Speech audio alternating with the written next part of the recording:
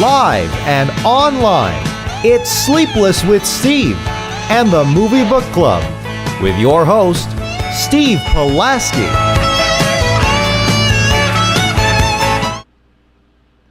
Back and better than ever, Sleepless with Steve, alive and in living color on this Wednesday evening. The gruesome twosome in full effect today. I'm Steve Pulaski, joined with Dominic Guanzon. We are without Joe Viso today, but we're making do. Dominic Guanzon running the board. Thank you so much for doing that, my friend. We are live and in living color on this Wednesday evening, and it's good to be here. We got a pretty good show for you, I'd like to think, as far as topics are concerned. Haunting in Venice is our big review today, the brand new Hercule Poirot mystery that is currently in theaters right now. The third iteration of Kenneth Branagh's adaptations of Agatha Christie novels.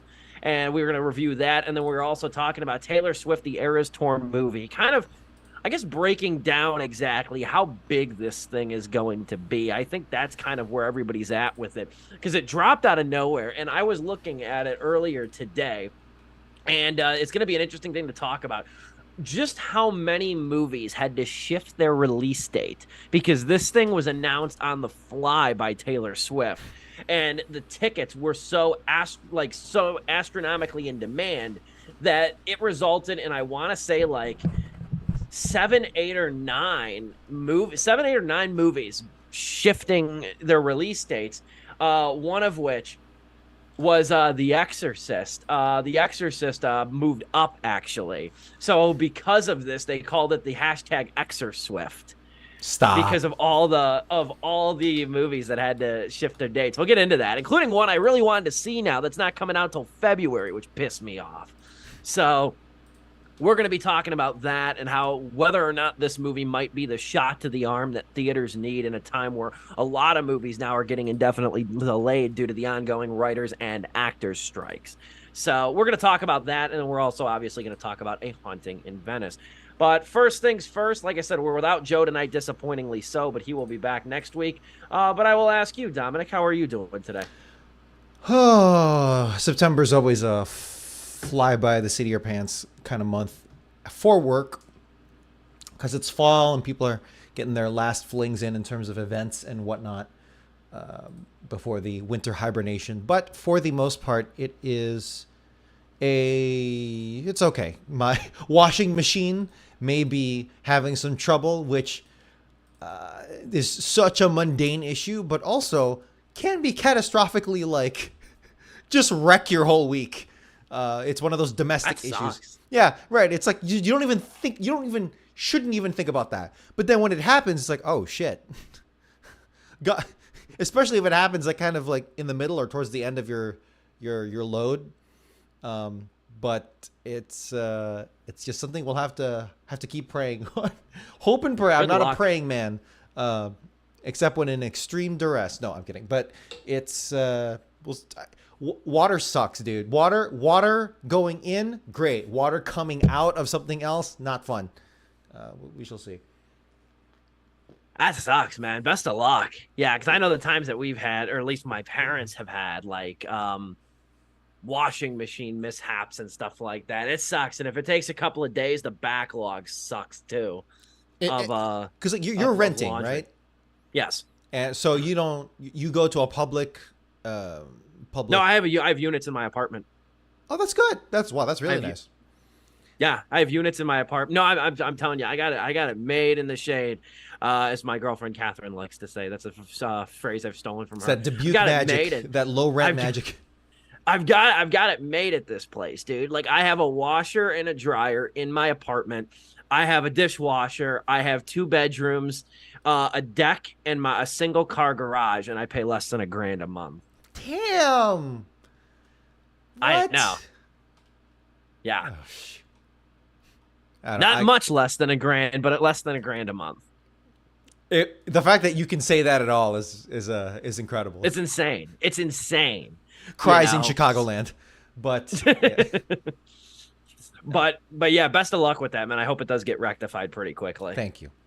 Because that, like I said, like you said, that can torment your week.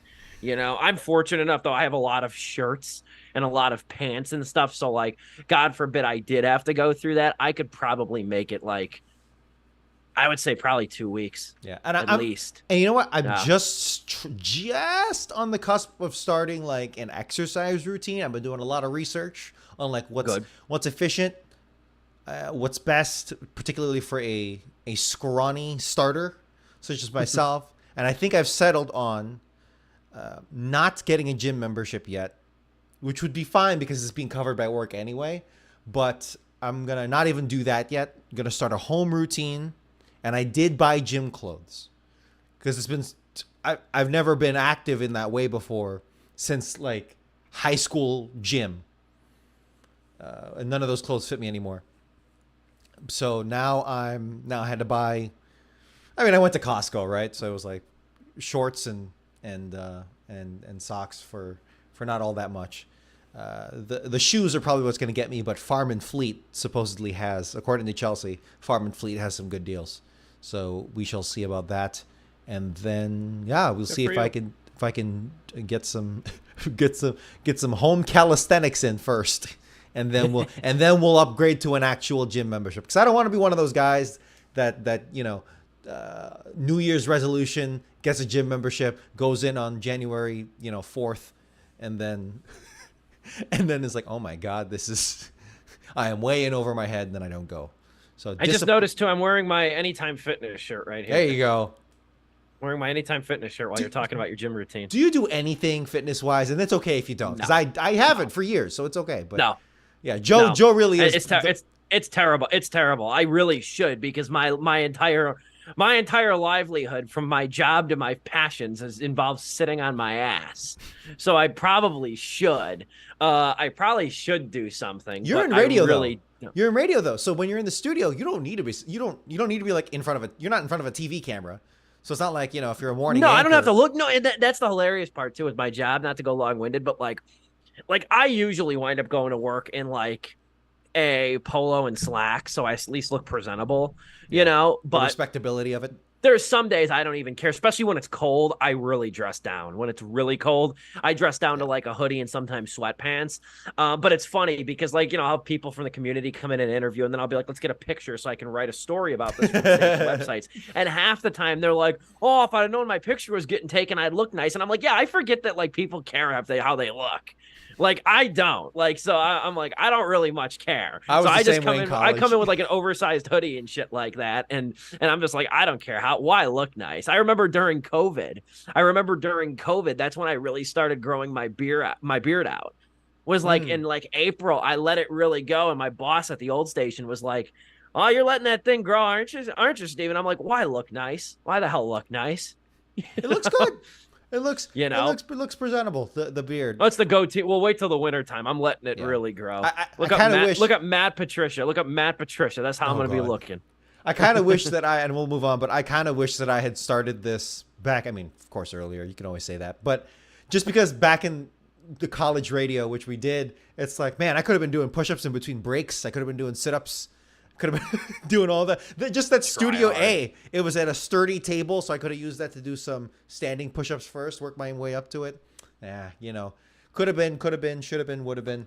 But there is the here and the now, so we'll see what happens in the final thing. Weeks. One of the funniest things related to a gym. You could tell this was many years ago, before me and my friend were 21, but we were at a hookah bar. Back in the day one time, and I promise this story has a connection. We were at a hookah bar one time, laughed my ass off. This one dude was telling this story about when he went to the gym the week, and he was like, I went up to the lady working the gym, and I was like, excuse me, ma'am, where are the 100-pound dumbbells? And she goes, they're right over there against the wall. And he's like, and I looked at her and said, good, that's where they're gonna stay. Give me the 20s. I always think about that whenever I like go to I did a live that's where I got this shirt. I did a live broadcast at a gym last month, and I got this shirt. I started thinking about that again. But at any rate, though, we'll move forward. We got some big topics to talk about today, one of which is A Haunting in Venice, now in theaters. This is the third Kenneth Branagh written and directed adaptation of an Agatha Christie novel. This one's an adaptation of Halloween Party from 1969, one of what is regarded as one of Agatha Christie's lesser works. I didn't make that up. I just looked that up. But It obviously follows a Murder on the Orient Express that came out in 2017. And then you had Death on the Nile, which came out 2 years ago. Now, these movies have kind of all been, I think, in the same camp. I like Murder on the Orient Express. I thought that was a very well done whodunit. Death on the Nile was very mixed, in my opinion. There's a handful of negatives in that movie that I think really prevented it from capitalizing on its potential. And then we have A Haunting in Venice, which feels like the sandwich of the Oreo cookie right here, which feels like it's distinctively different than the previous two, though, because this movie is definitely more supernatural. It definitely has more of a horror movie edge to it, but it's still sort of a supernatural whodunit. I think that's the best way to categorize it. I also think it's not, maybe as far as marquee actors are concerned, it doesn't have the quite the star power of the previous two films, but all the actors are good here. All the actors are doing really good work. You got Kenneth Branagh again reprising his role as Hercule Poirot. You have Tina Fey. You got Kelly Riley from Yellowstone. Kyle Allen, Jamie Dornan, Jude Hill. Jude Hill, I don't know if you recognize the kid. Did you see Belfast last year? I can't, or 2 years ago? I can't remember. Yes, I did. That was the kid from Belfast, Jude Hill. Oh, wow. Okay, yeah. I didn't realize it until the credits. And then I saw his name, and I'm like, oh, that had to be Jude Hill. Which was another Kenneth Branagh film, right? That was another Kenneth Branagh movie, yes. Yeah, that was the one that got nominated for bunch of Oscars. Really well done movie, too. Michelle Yeoh's in this as well, too. Michelle Yeoh's in this. Not for a long time, but for a good time, no less. So it's cool to see her as well. But I said this before we even started. I don't have a ton to say with this movie. I think that it looks really cool, for lack of a better term. I think it looks really good. It's set in 1947, I believe. Yes. And it has that old time look and feel. There's some very beautiful Venetian cinematography here all throughout the movie. Much of the movie takes place indoors in this like ancient palazzo. Much of the movie is interiors, but the exterior shots that we get are drop dead gorgeous. And the other thing to note, I think, with this movie, which I think will please some and maybe disappoint others, I'm kind of neutral on it personally, is that at some points, Branagh's Poirot kind of takes a back seat, if you will. He kind of becomes a supporting player in his own movie, which I think was some people's problem with Death on the Nile, was he got a little too eccentric and he got kind of like a little bit too in the center. So it feels like Branagh actually kind of like listened to that criticism a little bit and dialed him down quite a bit, because this movie also kind of begins with him going through like this late life crisis of sorts, which is never really resolved either, which we'll talk about soon.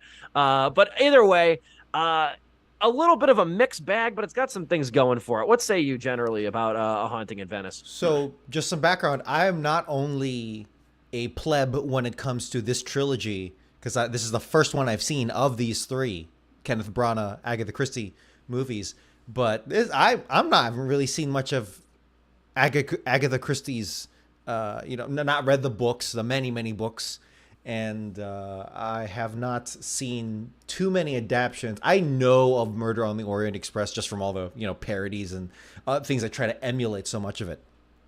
But for me, I'm trying to think. Let's see. Sylvester and Tweety Mysteries is probably the closest I got to when it comes to mysteries. No, I maybe Case Closed, which is an anime. Kind of in the ballpark, kind of, sort of, maybe. But in terms of mysteries, I am familiar with the formula, with some of the highlights and some of the strengths of that genre. And when it comes to this movie in particular, there's a lot of character work here that's kind of weaving up and down, in and out, which is not necessarily a compliment. You kind of want it to be consistent.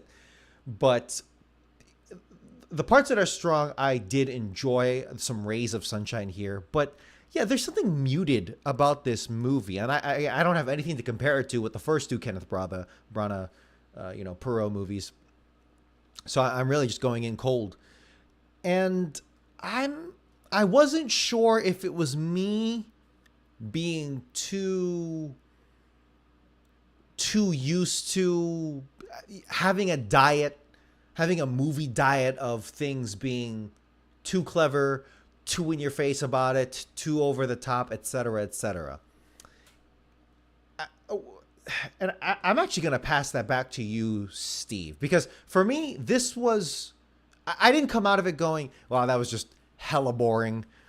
This was, what the hell was even going on? Because when I went to the theater, it was actually not too empty. There was about like what, 20 or so people in there, which is, for a Tuesday night, which is when I went last night. That's actually not too bad.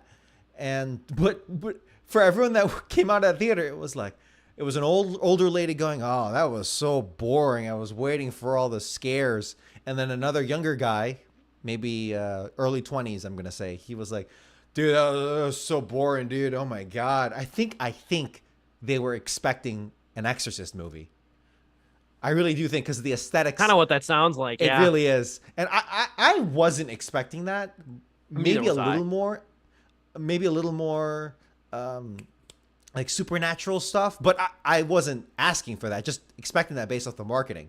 I understand that they wanted, because Halloween Party is a very generic name. You don't want to do that for a movie in 2023. Haunting in Venice, you're going off that pattern of, Death on the Nile, etc. And that's fine. And I'm not even saying this is a misplay, because once I figured out, okay, you know what? This is the style of movie they're going for. It's a, I guess, mid-20th century mystery where it's got some of that macabre aesthetic to it, but it's more like an ensemble piece, more like a traditional mystery. Okay, I'm actually cool with that. That can be my jive, but something just felt muted about it, and some of the higher points really just came from the glimpses of character work that we were getting. What do you say about that? Would you agree? I can agree. I think this movie at times is too understated, maybe for its own good.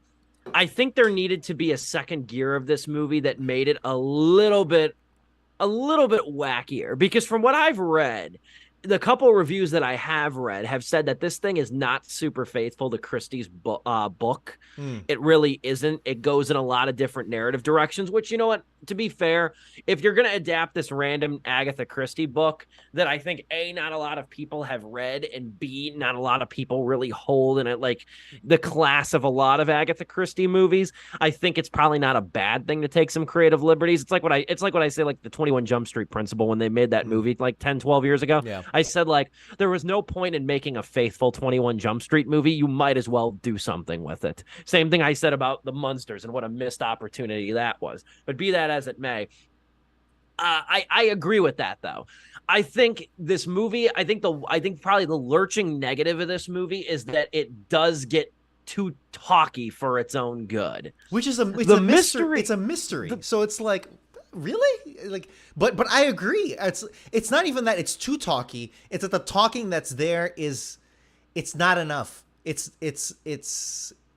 I don't want to say it's dry. You think it's the quality of the writing? It's too dry.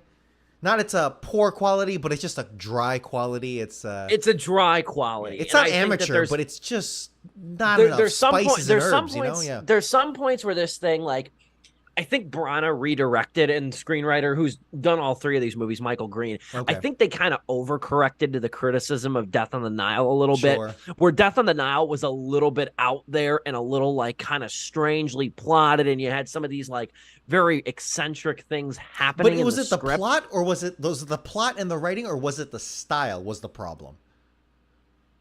I think a little bit of both. Okay. The glaringly fake CGI didn't help that movie either. Okay, again didn't see it, but I can.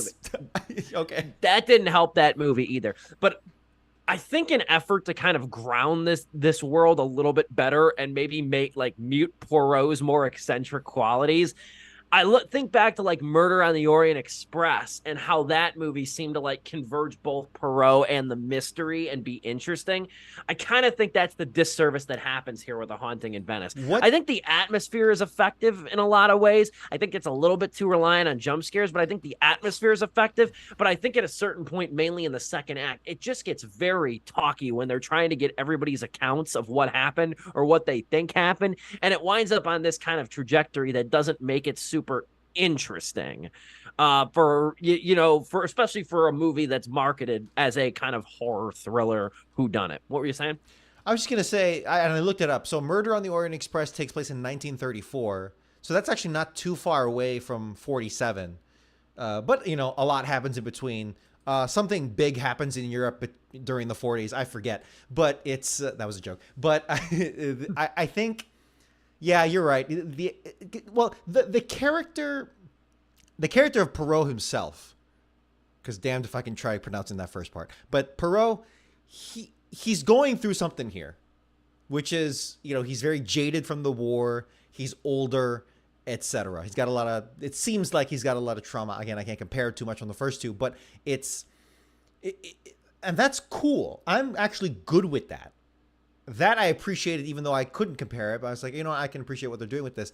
But when you pair that with this unique approach to this specific trilogy, or this different take from this trilogy, this own sample set, that's a 1-2 punch in the same direction, as opposed to trying to mix it up or like having a nice clash of different things here. If you had more over the top ensemble to kind of contrast with Perot himself, but now everything just gets too dour and too in its own head about the haunting part, as opposed to, I don't know. And I'm not asking for a too wacky, tacky kind of adventure here, but some of the Dutch angles here, right? How much of that was in the first two movies, would you say? The Dutch angles, I would say, the more wacky camera stuff they were trying to do, with the more, it's always been a little bit of a thing. I think it's part of Branagh's okay, so it's style. not uncharacteristic. I think it's Branagh's style. Okay, that's fine. I'm actually not too. I've seen some of the stuff, of course, with part of the show, but I'm actually not too familiar with. I can't really articulate what Branagh's style is, but for this movie, I just think it gets too dour for its own good, and it's stuck in this in between of, does it really want to be a horror movie, or is it kind of more like creepy, macabre elements? Well, that's fine, you can do that, but then you have some of this, like Tina Fey's character, the Oliver character, the author character. Yep. It's this plucky American, perfect for Tina Fey. I think she plays that part to the maximum, effect that she can in this film. And it is a nice contrast, but there's not too much to bounce off of. It's bouncing off of a Perot that is, very, very down in his own dumps and all of this darkness and whatever. And it feels like it's under-delivering somehow. Everyone else under-delivering. Do you get what I'm saying? Because I really don't want to attack this movie. I appreciate the parts that it is getting right, which is its setting, its effort in its cinematography and all that. I am rooting for this movie, but something about it is just weighing it down in a bad way, and I can't. It's a little more difficult for me to articulate. Yeah, I had a hard time writing a review of this movie, mainly because like you said, I couldn't quite put my finger on why I liked but didn't love this thing. I also think one of the other reasons too is I think Green's dialogue in a lot of ways, and I haven't read the book, but it feels a lot like a novel in the way that it's written. It almost feels like it's trying to emulate Christie's text, particularly those scenes when like Poirot is talking to the different residents of this palazzo that are all present at the time of this murder that occurred, or they're present at the time of when the murder occurs, and then what happened to Kelly Riley's daughter in the thing. And I think during that, it winds up becoming a little elusive, just because it's like some of the dialogue gets a little flowery. I also think, and the one thing that that did bug me, it didn't really become clear until I was writing my review either, is that like the beginning of the movie, you could see Poirot is struggling with something, whether it's like grief or loss or age or whatever it is. That's never really contextualized in this movie. They don't really bring that element back. I think they assumed it with like the war happening. I don't know, because when does Death on the Nile I don't know. Does it take place during the war? But either way, yeah, it becomes a it's established in the beginning, and then they bring it back up at the end. But in the middle, it's it's trying to play with his atheism. Meanwhile, you have this haunted place that, could it be here? Maybe it is real after all? No, and then, all that. Perfectly reasonable explanation for all of this. I don't know, and yeah, with the novel isms of the style of writing here, there was certainly a lot of like one character going, Hercule Poirot, world-renowned Belgian detective Hercule Poirot. Ah, yes, crime novelist Adrian Oliver, like saying their names out loud to the character. Yes. A lot of that, which, all right, I can excuse. That's a very, very minor thing. It's like a British thing. Oh yeah, 100%. But I get it. It's an ensemble cast. You want to establish the suspects here for these crimes that are happening. So that's whatever. But it's like there's some sprints of like pluckiness and some injection of character, but then it gets tired really easily, and then it's like it goes back to a power walk in an attempt to keep things moving. And then some of the other murders here, how much murder was there in the first two films? Say more or less than this movie. I would say for Murder on the Orient Express, it was maybe a little bit more. Okay. Not even with the amount. Don't even give me a number. Death on the Nile, I would say it's probably about the same. Okay. About the same, if I remember correctly. Sure. Like, I do think there are positives in this thing, though, that do exist. And like I said before, I think the aesthetics really work in this movie's favor. 100%. I think the movie is richly conceived. You have Harris Zambarlukas, who's the cinematographer here, who plays a lot with the Venice locale and sort of the Venetian photography, the rivers, the city has a lot of water in it. There's a lot of river shots. There's a lot of aerial shots. Those large iron that gates. Ending drone shot of just all of Venice. I was like, damn, they're milking this dude. Kenneth Branagh found out how a drone works, and he is all in, baby. Which, hey, kudos to him. That's a great shot. The locations in these movies are so important, though, because, like I said, they're obviously in the title and everything. And then you have like the dark lighting, these like thick shadows, all of which looks very good. It's good. I said it earlier. I do think this movie is kind of more reliant on jump scares than it needs to be. A little bit. I think there's a lot of that like many. There were like what, three or four? 3 or 4. Yeah. Like, I mean, as far as like, if you're coming to this thing expecting a horror movie, you're going to be sorely disappointed. I wasn't. Yes. I was coming to it expecting like a supernatural whodunit with horror elements. This isn't a like horror a Scooby-Doo. movie, and it's not like, yes, to a lesser extent, to a little bit more serious. Yeah. But yes, like it plays with it really feels like this sounds maybe meaner than I mean, but like it's kind of like a mystery playing dress up as a horror movie. It's kind of like a mystery and horror clothing. Playing dress up, yes. With a Halloween costume on. Like, yeah, it has that quality to it where it flirts with the aspects of a horror movie, but it doesn't want to go there per se. It's got the seance, it's got the psychic, and it's got the gothic. I don't know if gothic. Dead daughter at the center. Yeah. 100%. And the costuming here, this sounds like a cop-out compliment, but I am serious. Like the costuming, even though it's 40s and there's not too many wacky things you can do with it. Like, man, it hits, and it captures that time frame so well, particularly post-war too, where it's like, oh, they're coming out of this war and they're getting some prosperity back. Maybe we can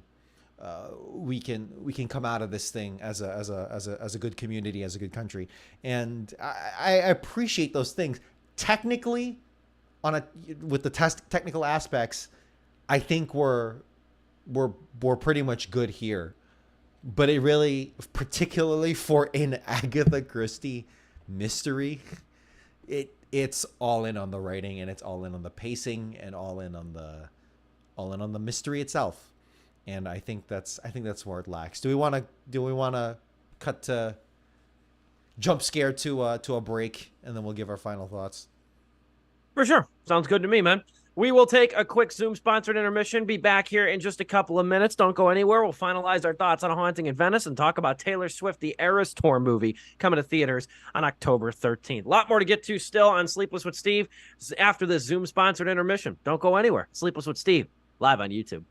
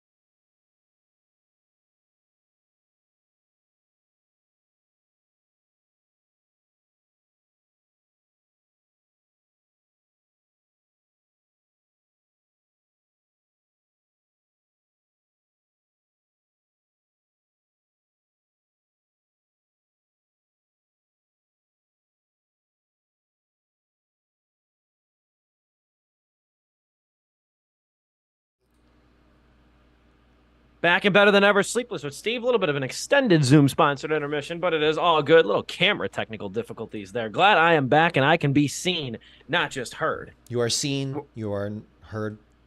And my feelings are valid. We will continue with Haunting in Venice. Probably move to closing thoughts here. Yeah, I thought this movie, I thought it was better than Death on the Nile. I thought it was not as good as Murder on the Orient Express. I will go that far. I got some enjoyment out of it. I think Poirot, Brana's Poirot is good. A little bit more of a muted presence, but I think the strengths of the supporting cast do wind up shining. Like you have Michelle Yeoh, Kelly Riley, you have Tina Fey that kind of liven things up a bit. But I think I thought of this during the intermission. I think the persistent problem, though, especially in the second half of this movie, is that it's well shot. It looks nice. It's well written for the most part as far as the dialogue is concerned. But as the mystery moves on, and to be fair, I didn't totally figure this whole thing out. So that was kind of nice that it wound up going in a direction that I didn't think was going to happen. But at the same time, though, I think the one thing, though, is with the dialogue and the talkiness of this movie is that it does become a little uninvolving. Yes, it as plateaus. It winds up going on. Like stuff. It plateaus a little too early, or just at all. The fact that it plateaus at all, the energy, yeah, and then it just cruises on that until the end where it's like, oh hey, we've solved the mystery. Like that early scene where Poirot, like, he solves this early thing, and it's like, oh, flashy, and it was in the fireplace or whatever, and this thing, and it's like, oh, okay, is that what we're getting here? Are we getting like some cool sequences where it's him putting things together?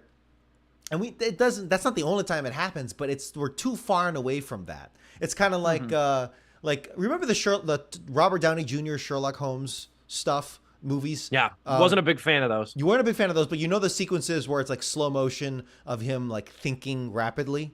Yes. I'm not saying he needed to literally do that, but maybe some of more of those signature scenes in between. I don't know. It might be asking for something too formulaic, but I would conclude by saying I give it 2.5 out of 4 stars. That would be my star rating on this. I would give it 2.5 out of 4 stars. What say you to send us home on a Haunting in Venice? I actually didn't know that was your closing thoughts.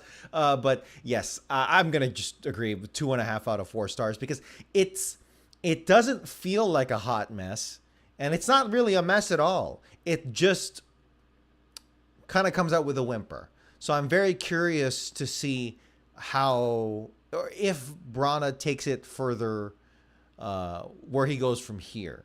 Because I actually am interested now to see the first two, or at least the first one. Because you said Orient Express is something that is worth watching here. A very enjoyable movie. Yeah, and I just found out that apparently there was a BBC show that ran for like 20 years or something. I see it on PBS from time to time. Yeah. Okay. I see it. It's called Poirot. I see it on PBS. I haven't watched. Remember a little bit of it. I think after the first, after Murder on the Orient Express came out, I think I watched an episode. But like, I haven't watched a ton of it now. Yeah, I think we're both very lukewarm on this. Emphasis on the Luke. But yeah, well, we both went into this saying we didn't have a ton to say about it. Yeah, and it's like I want to be funnier. I want to be snippier about all this, but I just honestly can't. I really can't. It's an honest effort by Brana. I don't know. I wonder what it's going to hold for these movies. Like if Brana's going to do more of these. Because this one's not doing as well as the other two. I almost wonder if this is kind of the end of the line for these. And in which case I will say though that it was a pretty good run for these movies on the big screen, because I also think that like every time I've seen these movies, even though I didn't love Death on the Nile, I would say that like watching these movies though, they really don't make them like this anymore. That's kind of an overused thing to say. That's why I'm so like I'm not like hitting hard on this, because it's like I kind of want to support these kinds of movies again, or these kinds of projects for the big screen, where it's so movies. But yeah, it's a very, very tepid kind of critique I think we both wanted to do for this. We will move forward. However, I do want to touch on this. Shout out to Joe. He might not be here today, but he did put this on my radar. I didn't even notice this article came out. It is on movieweb.com. It is about the new Taylor Swift concert film that's coming to theaters next month, the Eras Tour. If you haven't heard of the Eras Tour, I don't know what rock you've been under, because this damn thing has been one of the biggest tours in like the history of music. I haven't been. I can't afford it. And at those prices for sure. But as far as Taylor Swift is concerned, I don't know. Like, you know what's funny? Taylor Swift is probably like, this is a rare thing for me to say. I like a lot of her songs, but I've never once listened to a whole album of hers. I've never once listened to a whole album. I like a lot of her songs. I'm not a big fan of like the 3 or 4 singles that she has right now that I play on my radio show every single hour. I'm not a big fan of any of those, but she does have a handful of songs I thoroughly enjoy. A lot of her early country stuff too. Yeah, I'm the same way. She is probably the biggest artist in music right now as far as ticket sales are concerned. A stat I heard a while ago blew me away. When she performed in Tampa, like when she was doing, and now I think she's on the international leg of her tour, but when she had this tour in America, the financial impact to the cities was astronomical. The tourism revenue. The stat that blew me away was Tampa Bay, which hosted the Super Bowl a couple of years ago. It was when Tom Brady and the Buccaneers went to the Super Bowl and faced Kansas City Chiefs. It was the first time a team got to play a Super Bowl in their home city and their home stadium. The mayor of Tampa Bay came out and said that the revenue the city got from the Eras Tour when Taylor Swift performed there was about, I think, just a tick short of what they got for the Super Bowl. Taylor Swift boosts local communities the way that sports teams want to believe they boost local communities in terms of like economic development. Because you know those commercials where it's like, this new stadium will sustain large scale, and it's not to say that they don't help the local neighborhoods in there. It's a little tougher when they tax the shit out of the residents in order to pay for the stadiums, i.e. Hamilton County, the Cincinnati Bengals. Yeah, a lot of them. We could go on a long list of them. That's why I'm curious to see how the Bears are planning to fund the Arlington Heights project. Yeah, I don't know. There's even some back and forth. We're not going to get into that. In terms of Taylor Swift herself, I think we're supporting from a long distance. I think I stopped really concertedly listening to her. Not that I even got too into her, but I think Speak Now, which was when we were in high school, right? That's when I not fell off, because it's not like I was on the train to begin with. But after that, I just kind of put her in the background. But she's been a consistent presence for millions of people, particularly women, and a lot of people in our friend. I don't know. How about your friend group? Because for me, I know at least 2. Someone in my wedding party, she's all in. She's a super Swiftie, and but not toxic one. So kudos to her. Kudos to you, Megan. But and then a cousin from Nebraska, or rather, she moved from the Philippines to Nebraska. And so, she doesn't really have anything to do there. So if she leans on Taylor Swift, I get it. I understand that. So kudos to her. But the effect that she has, she can shut cities down. When she came to Chicago, she shut the whole goddamn city down. Because when I had a coworker, because that weekend I had a coworker who lives in the south side of Chicago, and he had to go on 290 to get to work. To get to where I was working, and he was like, "Damn, why did it take like 2.5 hours?" It's because of Taylor Swift. And he was like, "Oh, okay." And I was like, "No further questions asked." He knew exactly. And he's like 50 years old, so it's like he gets it. He gets it. So we did a contest on the radio for like Taylor Swift tickets or whatever, like to go to the concert. I think it was in Santa Clara. And it far and away exceeded all of our other national contests. It was insane how many entries we got, like as company wide. Like it was astounding. But this thing came on everybody's radar pretty swiftly, no pun intended. Taylor Swift, the Eras Tour, is coming out October 13th to theaters. It's distributed by AMC Theaters and Cinemark Theaters as well.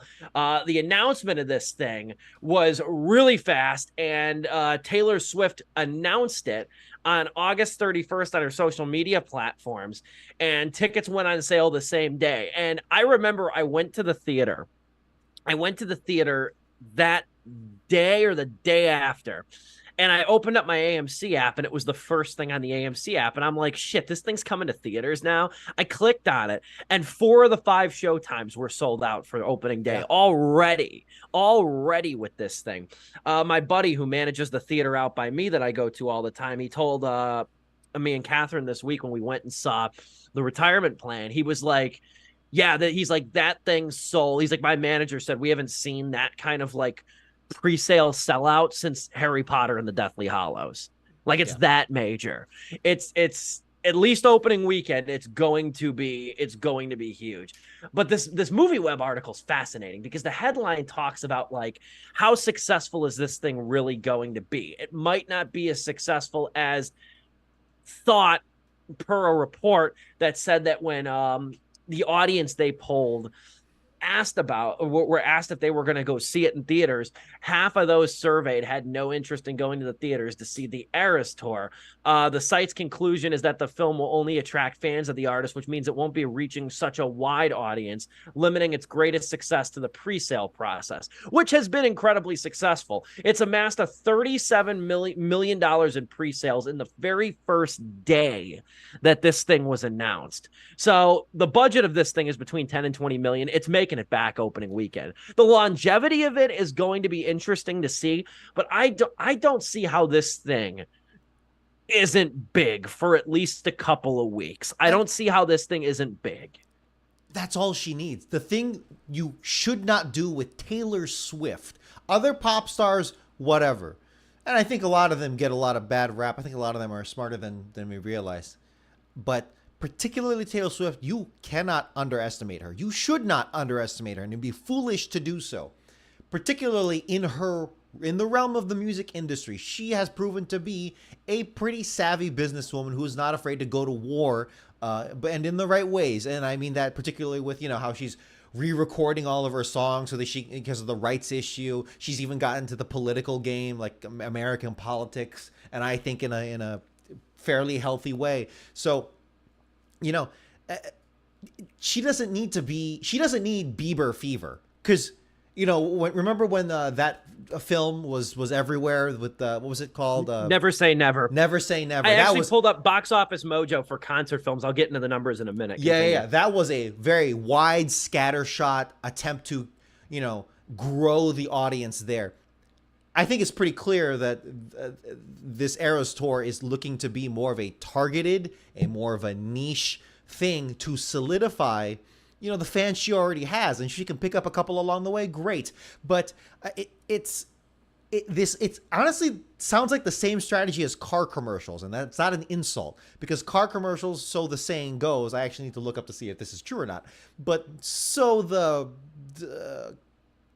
saying goes is that car commercials are not actually meant to attract new car customers. It's meant to lock in people who already own that car or own that brand. So it's like, oh, you already own a Toyota commercial.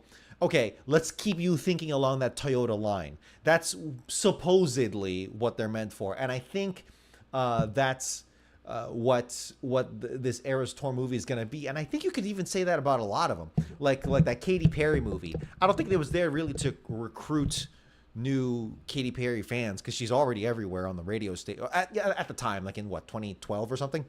2012 is when Part of Me came out. Yeah. Okay, there you go. Wow. But it's not which was one of the better concert movies, I might add. You too. Katy Perry Part of Me. That is one of the better concert movies.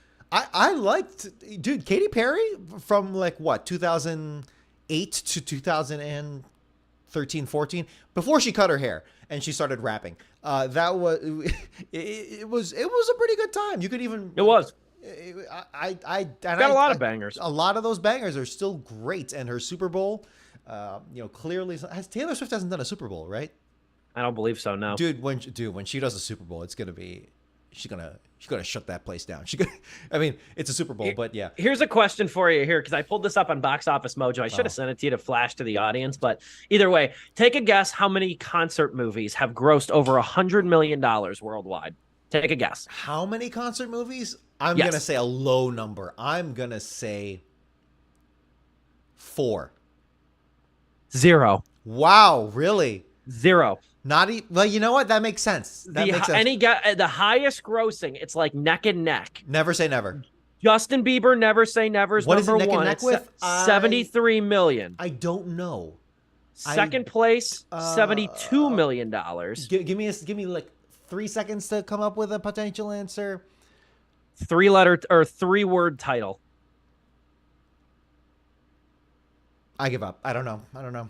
This Is It, Michael Jackson. How could I discount Michael Jackson? It came out, of course, 3 or 4 months after his death in October of 2009. I saw that in the theater. That was a fun theater experience. Sad, but fun. The thing about that This Is It movie, though, was I remember I've seen it twice.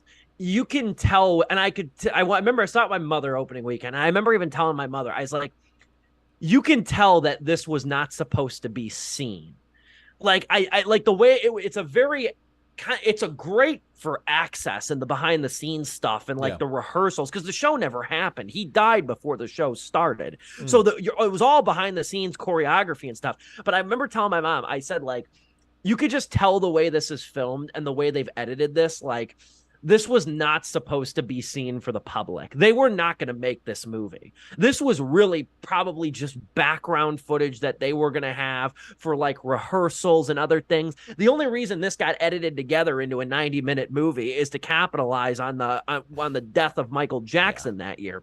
But it was good. And it was sad, though, because you see how everybody's working their ass off. And then he died, like, I think a month or two before that tour was supposed to take place. And that was supposed to be Jackson's retirement tour, was that whole show. This is it. Number 3 was Hannah Montana and Miley Cyrus, Best of Both Worlds. That came out in 2008 with $65 million.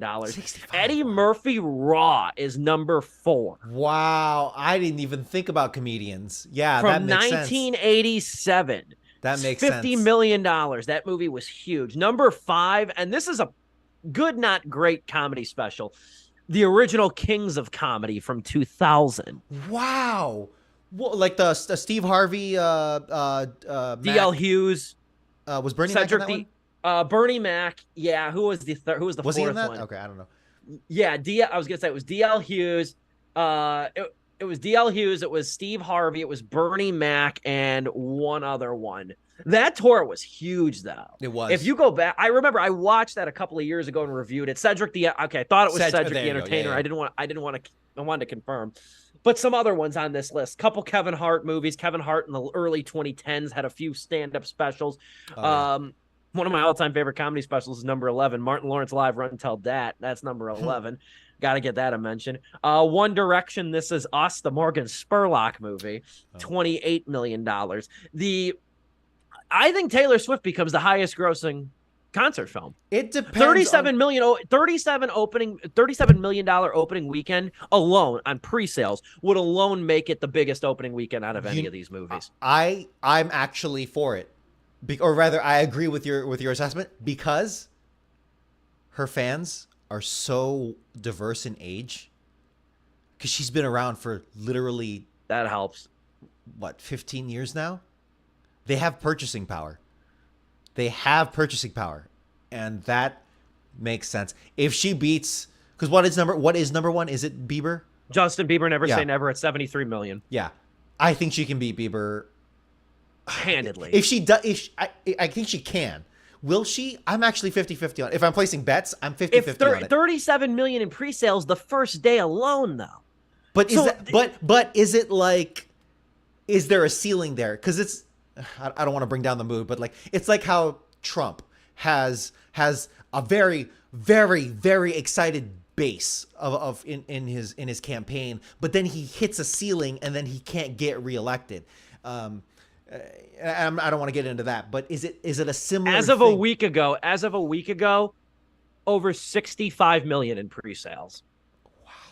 It is take it back. handedly going to be I the take it number back. one. I take it It back. is handedly going to be the number one. Repeat showings or repeat returning customers? No, that's the thing about these concert movies, though. And this is what, like, going back to Box Office Mojo. Justin Bieber Never Say Never opened with about $30 million, finished around 73 million. That's kind of rare for these concert movies. A lot of these concert movies, as you said, because you're not wrong, they peak opening weekend. They peak opening weekend because of the demand. You have One Direction grossed 15 million opening weekend, tapped out at 28 million. You have, I'm just going down for the later ones. Part of Me, Katy Perry, 7 million opening weekend. I remember that was considered a big disappointment when that happened. $7 million for Part of Me opening weekend, tapped out at 25 million. Hannah Montana had a little bit of legs, 31 million opening weekend, capped at around 65 million.